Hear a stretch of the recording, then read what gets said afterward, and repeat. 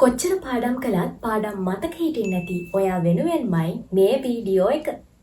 පාඩම් කරනකොට ඔයා දැනගෙනම ඉන්න ඕන කරුණු 7ක් අද කියලා දෙනවා. අංක 1. ගුරුවරයාට හොඳින් සවන් දීම. සාමාන්‍යයෙන් පන්තියේදී වෙන්න පුළුවන්, ඉස්කෝලේදී වෙන්න පුළුවන් ඕනම ආයතනයකින් ඔයා ඉගෙන ගන්නවා නම් ඒ ඉගෙන ගන්න වෙලාවේදී අනිවාර්යෙන්ම ගුරුවරයා කියන දේ හොඳට අහගෙන ඉන්න ඕනේ. අංක 2. ගුරුවරයා දෙන නෝට් එක හොඳ කල්පනාවෙන් ලිවීම. සාමාන්‍යයෙන් මේකෙන් අදහස් කරන්නේ ගොඩක් වෙලාවට අපි නෝට් එක ලියනකොට එහා පැත්තේ කෙනත් එක්ක කතා කරනවා, කයිවාරුවක් දාගෙන ඉන්නවා, පහුගිය දේවල් කතා කරනවා, එක්ක අනාගතය ප්ලෑන් කරනවා. ඔය වගේ දේවල් කරන ගමන් තමයි අපි නෝට් එක ලියන්නේ. නමුත් හරියට පාඩම් කරන්න නම් හරියට කියලා දෙන දේවල් ඔලුවට ග්‍රහණය කරගන්න නම් අනිවාර්යෙන්ම කාත් එක්කවත් කතා කරන්නේ නැතුව තමන්ගේ හිත එක තැනක තියාගෙන නෝට් එක ලියන්නම ඕනේ. අංක 3. විවේක ගනිමින් පාඩම් කිරීම. ගොඩක් වෙලාවට අපි පුරුදු වෙලා ඉන්නවා එක දිගට පාඩම් කරන් යන්න. සමහර වෙලාවට ඔයාලා දන්නේවත් නැති වෙන්න පුළුවන්. ඔයා කොච්චර පාඩම් කරත් ඔයාට ඒ දේ ඔලුවට යන්නේ නැහැ. ඇයි ඒකට හේතුව? ඔයාගේ මනසට ඔයා විවේකයක් දීලා නැහැ. ඒ නිසා හොඳට මතක තියාගන්න. ඔයා පාඩම් කරන්නේ විනාඩි 25ද 30ද පැයක්ද පැය දෙකක්ද වෙන්න පුළුවන්. ඒ අතරමැද්දෙන් අනිවාර්යෙන්ම විනාඩි 5ක හෝ විවේකයක් ලබා ගන්න ඕනේ. තව පුංචි කාරණයක් කියන්නද? මම මුලින් මතක් කරපු අංක 1යි අංක 2යි ඔයා මේ වෙනකොටත් හරියට කරලා තියෙනවා නම් ඔයා නැවත පාඩම් කරනවා කියන එක මහ ලොකු දෙයක් නෙමෙයි. ඒ නිසා අංක 1 අංක 2 කියන කාරණා දෙක අනිවාර්යෙන්ම ඔයාගේ ඔළුවේ තියාගන්න ඕනේ. ඒ දෙක ඔයා හරියට කරා නම් ඔයා නැවත පාඩම් කරනකොට ඔයාට ඒ දේ අමාරු වෙන්නේ නැහැ. ඒ නිසා මතක තියාගන්න ගුරුවරයා උගන්වන දේ එදාම ගෙදර ගිහිල්ලා අනිවාර්යෙන් පාඩම් කරන්න. අංක 4 short notes. අනිවාර්යෙන්ම ගොඩාක් අය මේක කරනවා. හොඳට මතක තියාගන්න ඕන කාරණේ තමයි ඔයා හදාගන්න short note එක ඔයාට බලන්න ආස වෙන විදිහට නිර්මාණය කරගන්න ඕනේ. සමහර වෙලාවට පාට පෑන් භාවිත කරන්න පුළුවන්, නැත්නම් විවිධ highlighters පාවිච්චි කරන්න පුළුවන්. මේ වගේ තමන්ගේ ඔළුවට යන විදිහට, දැක්කම ආස වෙන විදිහට ලස්සනට short note හදාගන්න ඕනේ. ඒ තියෙන්නේ ඒ වගේ හදාගත්ත short notes කිහිපයක්. ඔයාලට පේනවා නම් බලන්න මේකේ පාට යොදාගෙන තියෙනවා. S2ට ආස වෙන විදිහට, බලන්න ආස වෙන විදිහට මේ short notes නිර්මාණය කරලා තියෙනවා. ඇත්තටම පුංචි පොතක් වගේ නැත්නම් A4 කොළවල A4 කොළ වලින් භාගයක ඕනම ආකාරයකින් ඔයාට ගැළපෙන විදිහට short note හදාගන්න පුළුවන්. අංක 5 paper file. මොකද්ද මේ paper file කියන්නේ? paper file කියන්නේ ඔයා එදිනෙදා වෙන්න පුළුවන්, සතිපතා වෙන්න පුළුවන්, මාසෙකට සැරයක් හරි වෙන්න පුළුවන් කරන paper තියෙනවා නම් ඒ paper ඔක්කොම paper file එකක එකතු කරගන්න. සහ අනිවාර්යෙන්ම paper file එකේ පිටිපස්සේ ඔයාගේ ලකුණු මාක් කරගන්න. ඔයා කරන එකින් එක papers වල ලකුණු ටික දාගන්න. ඒ වගේම ඔයා A level කරන කෙනෙක් නම් ඔයාට paper file 3ක් අවශ්‍ය වෙනවා. O level කරන කෙනෙක්ට නම් ඔයාට paper files 9ක් අවශ්‍ය වෙනවා. ඒ විදිහට විවිධ ආකාරයෙන් ෆයිල්ස් නිර්මාණය කරගන්න. ඒ වගේම ඒ ෆයිල් දැක්කම ආස වෙන විදිහට නම මාක් කරලා ඒ පේපර් ෆයිල් එක නිර්මාණය කරගන්න.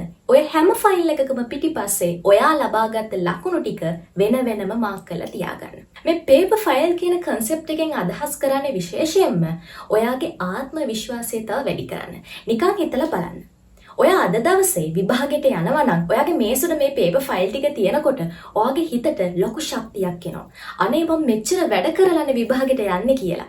කවදාවත් වැඩ නොකර නෙමෙයි මම විභාගෙට යන්නේ. ගොඩාක් වැඩ කරලා තියෙනවා.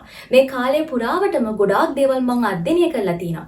එහෙනම් ඔයා විභාගෙට යන්නේ පුංචි දැනුමක් අරන් නෙමෙයි, දැනුම් සම්භාරයක් අරගෙන. ඒ නිසායි පේපර් ෆයිල්ස් හදාගෙන ඔයාගේ ඇස් මානෙන් තියාගන්න කියන්නේ.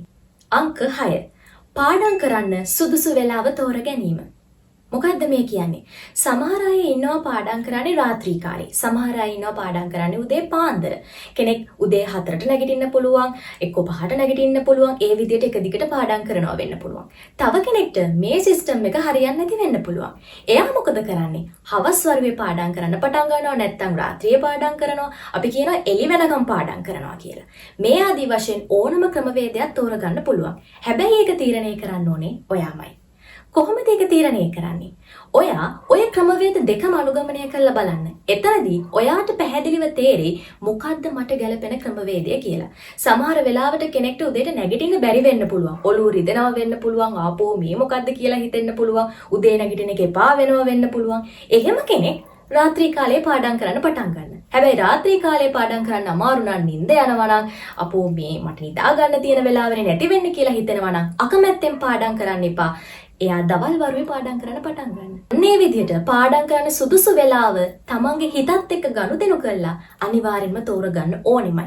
මොකද මේ පාඩම් කරන වෙලාව අනිවාර්යෙන්ම ඔයාට වැදගත් වෙනවා. Lucky number 7 timetable. මේ ටයිම් ටේබල් කියන එක අනිවාර්යෙන්ම වැදගත් වෙනවා.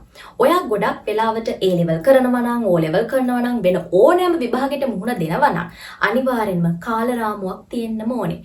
ගොඩක් වෙලාවට ඔයා ඉස්කෝලේ යනවා වෙන්න පුළුවන්, නැත්නම් විශ්වවිද්‍යාලේ යනවා වෙන්න පුළුවන්, ආයතනයක වැඩ කරනවා වෙන්න පුළුවන්. මේ අතරතුර අපිට ඕන විභාගයකට මුහුණ දෙන්න අවස්ථාව තියෙනවා. ඉතින් මේ විදිහට පාසල් යනවා නම්, විශ්වවිද්‍යාලේ යනවා නම්, රැකියාවකට යනවා නම් ඒ වෙලාව අතහැරලා ඉතිරි වේලාවන් තුල කාල රාමුවක් නිර්මාණය කරගන්න.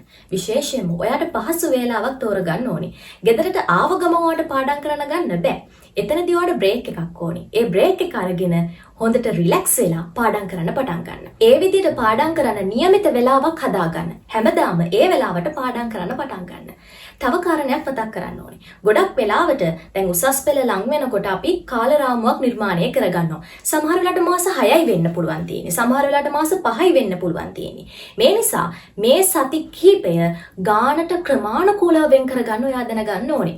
ඔයා පාඩම් කරන්නේ මුලින්ම අමාරු විෂයෙන් වෙන්න පුළුවන්. නැත්නම් ලේසිම විෂයෙන් වෙන්න පුළුවන්. ඒක තීරණය කරන්න ඕනේ ඔයා. මොකද තමන් තමයි දන්නේ තමන්ට මොකද්ද මුලින්ම පාඩම් කළ යුතු කියන සබ්ජෙක්ට් එක. සාමාන්‍යයෙන් අපි තීරණය කරනවානේ මම මේ සබ්ජෙක්ට් එකට තමයි කැමතිම. මම මේ සබ්ජෙක්ට් එකට අකමැතියි කියලා.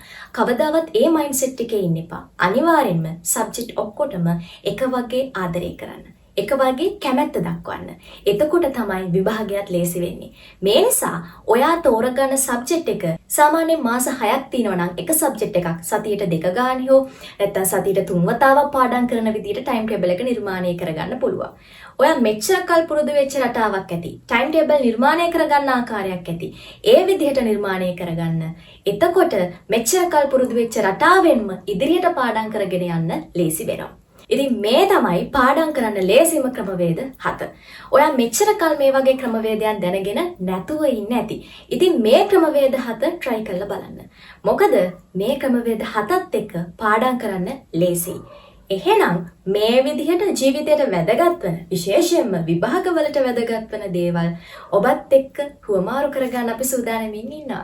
ඉතින් කරන්න තියෙන පුංචිම දෙයයි අපේ මේ YouTube නාලිකාව subscribe කරලා තියාගන්න. මේ විදිහට ඉදිරියටත් අධ්‍යාපනික වීඩියෝ ඔබට ඉදිරිපත් කරන්න අපි බලාපොරොත්තු වෙනවා. එහෙනම් අදට සමුගන්නවා. සුබ දවසක්.